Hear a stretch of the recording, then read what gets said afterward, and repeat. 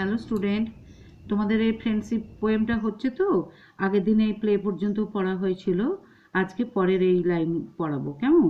দেখো, it means lending a hand and working together.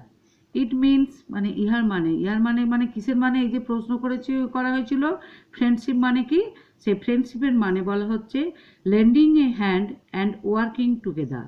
Lending a hand মানে হচ্ছে কি সাহায্যের হাত বাড়িয়ে দেওয়া, অ্যান্ড ওয়ার্কিং টুগেদার এবং একসঙ্গে কাজ করা। ওয়ার্ক মানে কাজ, তাহলে ওয়ার্কিং মানে হচ্ছে কাজ করা, টুগেদার মানে একসাথে।